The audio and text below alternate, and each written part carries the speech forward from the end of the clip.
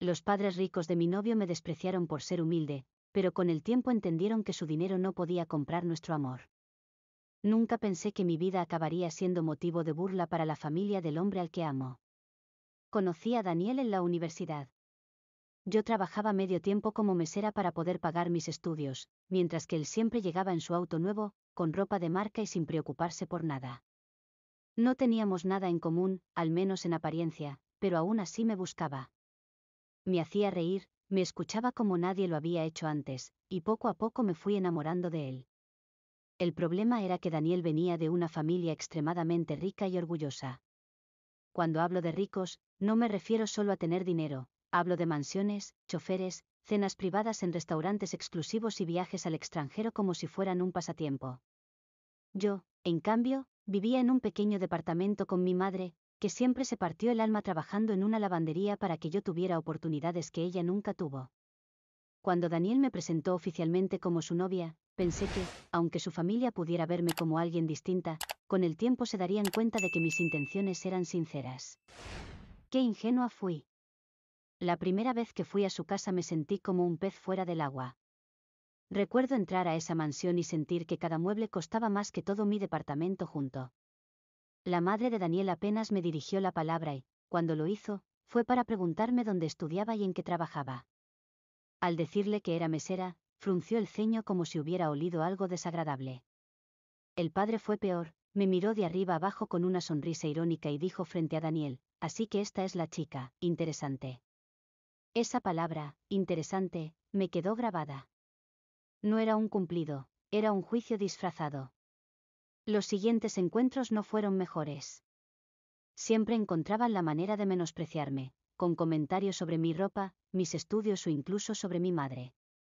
Me hacían sentir como si mi amor por Daniel fuera un atrevimiento, como si yo me hubiera colado en un mundo al que no pertenecía.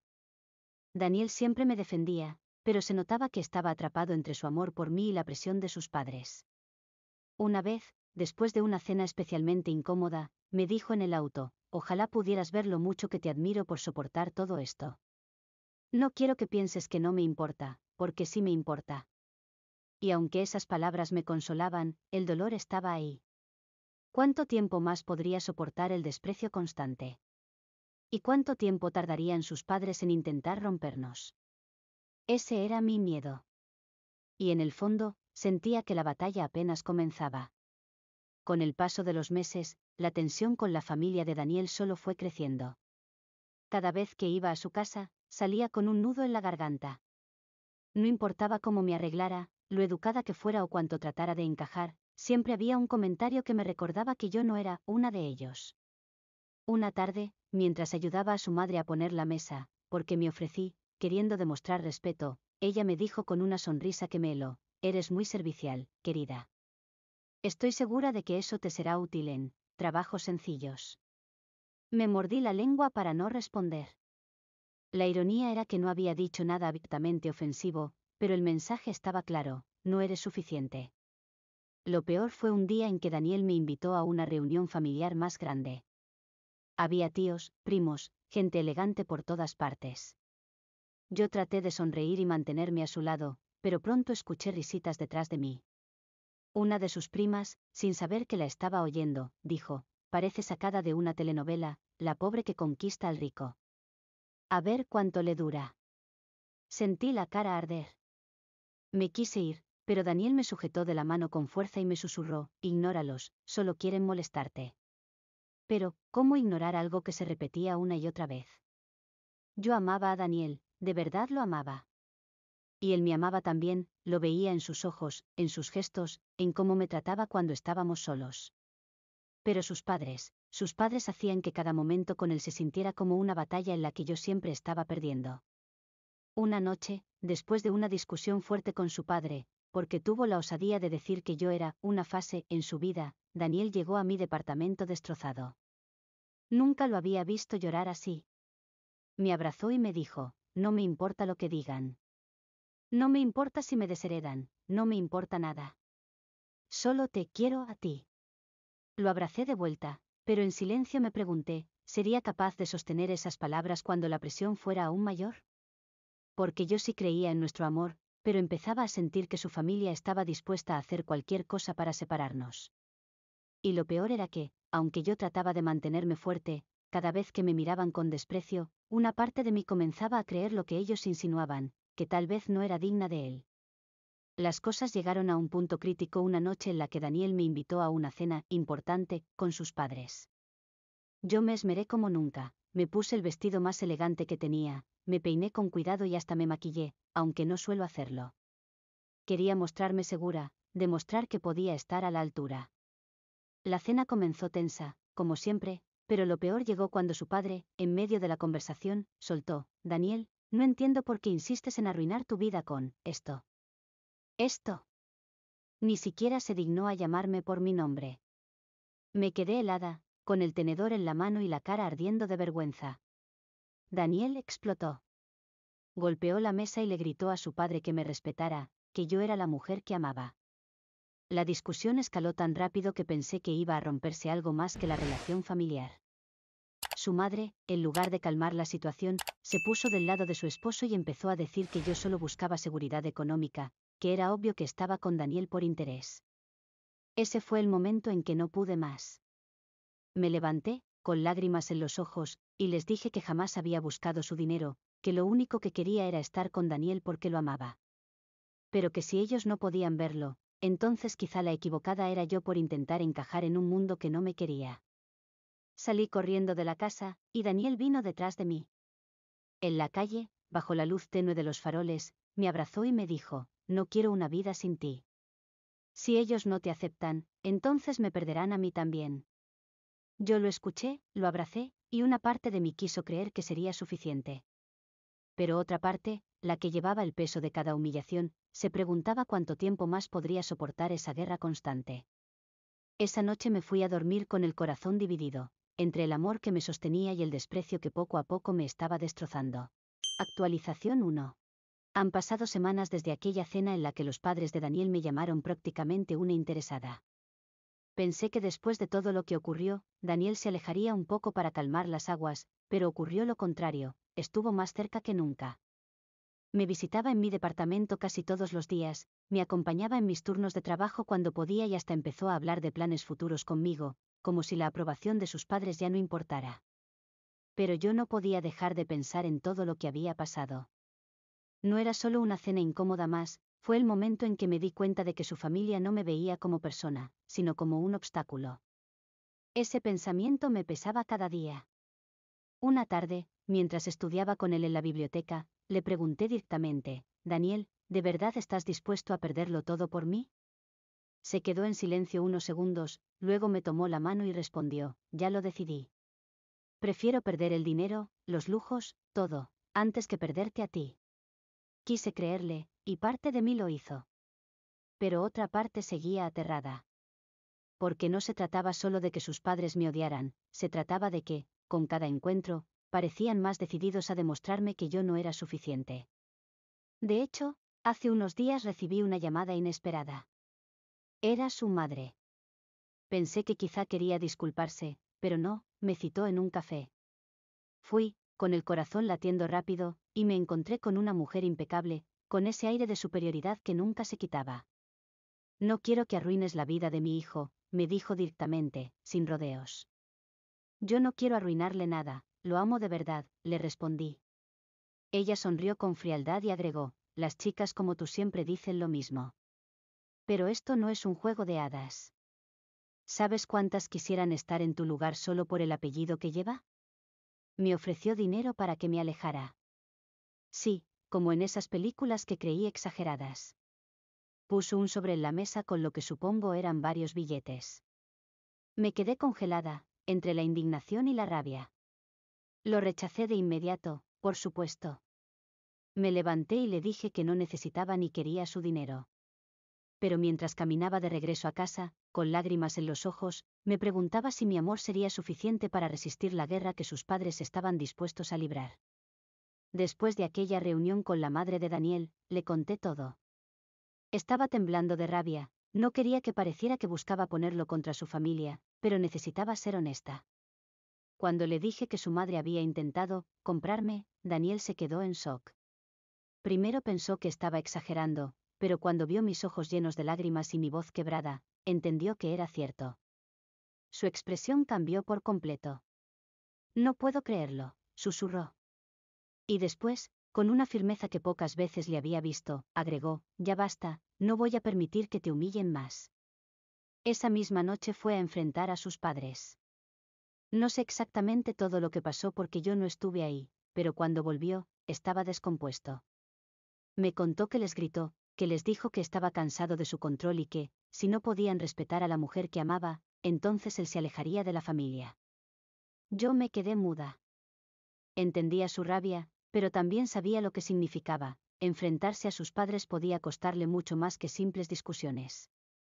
Ellos controlaban gran parte de su futuro, desde los estudios hasta las conexiones laborales que había soñado tener. No me importa, insistió. Prefiero trabajar desde cero, prefiero vivir en un departamento pequeño contigo, que seguir en una mansión donde me controlan como a un niño. Lo abracé, pero dentro de mí había una tormenta. Porque aunque yo también estaba cansada de la humillación, tenía miedo de ser la razón por la cual Daniel cortara lazos con su familia. Y como si todo eso no fuera suficiente, las cosas se pusieron peores cuando empezaron los rumores. Alguien cercano a su familia, quizá un primo o algún amigo, comenzó a difundir que yo estaba con Daniel solo por interés. Mis compañeras de trabajo lo escuchaban, mis vecinos murmuraban. Era como si la guerra ya no fuera solo dentro de su casa, sino en todo nuestro entorno. Yo trataba de mantenerme fuerte, pero cada vez que me cruzaba con esas miradas llenas de juicio, sentía que poco a poco me rompían por dentro. Las semanas siguientes fueron un verdadero torbellino. Daniel había cumplido su palabra, se distanció de su familia. No contestaba sus llamadas, no asistía a las reuniones, y cuando algún familiar intentaba acercarse, él les repetía lo mismo: si no respetan a la mujer que amo, no tienen nada que hablar conmigo. Yo sentía una mezcla de orgullo y miedo. Orgullo porque estaba dispuesto a luchar por nosotros, pero miedo porque la presión era enorme. Su familia no se rendía. Empezaron a enviarle mensajes manipuladores, recordándole todo lo que habían hecho por él, los estudios pagados, las oportunidades de trabajo, incluso los viajes al extranjero. Era un chantaje emocional disfrazado de amor paternal. Yo veía a Daniel debilitarse poco a poco. Una noche, lo encontré sentado en la sala, con la cabeza entre las manos, sin poder dormir. Me acerqué y le pregunté qué le pasaba. Es que, los extraño. Son mis padres, son mi familia, me dijo con lágrimas en los ojos. Pero no soporto lo que me hacen pasar contigo. Ese momento me desgarró. Porque me di cuenta de que el precio de estar conmigo era demasiado alto para él. No se trataba de que no me amara, sino de que el conflicto lo estaba consumiendo. Y entonces empecé a pensar algo que nunca imaginé: ¿sería yo la que debía dar un paso atrás? Pasé noches enteras debatiéndome entre mi amor por él y mi deseo de verlo libre de ese tormento. No quería que me viera como la culpable de su ruptura familiar. Un día incluso me acerqué a escribirle una carta de despedida, explicándole que lo dejaba porque lo amaba demasiado como para seguir siendo la causa de su dolor. Pero nunca la entregué. En medio de todo esto, sucedió lo inesperado: su padre vino a buscarlo. Llegó a nuestro pequeño apartamento sin avisar. No venía con insultos, ni con gritos, sino con una calma que me resultó sospechosa. Me pidió hablar a solas con Daniel. Lo que pasó en esa conversación lo cambió todo, pero eso merece contarse en la siguiente actualización. Actualización 2. Cuando el padre de Daniel entró a nuestro apartamento, yo no sabía qué esperar. Me temblaban las manos y el corazón me latía a 1000 por hora. Daniel estaba rígido, como si hubiera visto un fantasma. Su padre pidió hablar con él a solas, pero Daniel se negó. Si tienes algo que decir, lo dices delante de ella. Ella es parte de mi vida, te guste o no. El hombre me miró con frialdad, esa misma frialdad que siempre había sentido de parte de ellos, como si yo fuera invisible o indigna de estar ahí. Pero esta vez, no pudo ignorarme. Respiró profundo y comenzó a hablar: Daniel, has cometido un error grave. Esta relación no tiene futuro. Estás desperdiciando todo lo que hemos construido para ti. ¿Lo que ustedes construyeron para mí? Respondió Daniel con voz temblorosa, pero firme. ¿O lo que construyeron para ustedes mismos? porque desde que tengo memoria, todo lo que han hecho ha sido para mantener su reputación, no para mi felicidad. La tensión era insoportable. Yo estaba ahí, queriendo desaparecer, pero al mismo tiempo sintiendo la necesidad de quedarme porque se trataba de mí también. Su padre no soportó más y cambió de tono. Ya no era la frialdad distante, ahora era casi una súplica disfrazada de orden: tu madre está destrozada. ¿De verdad vas a dejar que una relación arruine todo lo que tienes con tu familia? Daniel me tomó la mano delante de él y respondió algo que nunca olvidaré: lo que arruina a la familia no es mi relación, es la falta de respeto y de amor verdadero. Ustedes nunca se han tomado la molestia de conocerla, solo la han despreciado porque no encaja en su círculo. En ese instante vi por primera vez miedo en los ojos de su padre. Miedo a perder el control. La conversación terminó sin acuerdo. El padre de Daniel salió dando un portazo y dejándonos en silencio. Pero esa visita no fue en vano, porque desencadenó algo mucho más grande en los días siguientes. Actualización 3. Después de aquella visita de su padre, la vida cambió. Daniel me confesó que esa confrontación le abrió los ojos: no podía seguir viviendo atrapado entre complacer a su familia o ser fiel a lo que sentía. Pasaron unas semanas de silencio, donde no recibimos llamadas ni visitas de parte de sus padres. Yo pensaba que quizá era lo mejor, aunque veía a Daniel herido por la indiferencia de ellos. Pero entonces, un día, su madre pidió hablar con él. La recibimos en el mismo apartamento, y esta vez su actitud fue distinta. No llegó con reproches, sino con lágrimas. Me miró, y con la voz quebrada dijo: he sido injusta contigo. Con los dos. Me dejé llevar por el que dirán, por el orgullo, y olvidé lo más importante: que mi hijo fuera feliz. No sabía si creerle, porque había escuchado tantas veces palabras que sonaban a manipulación.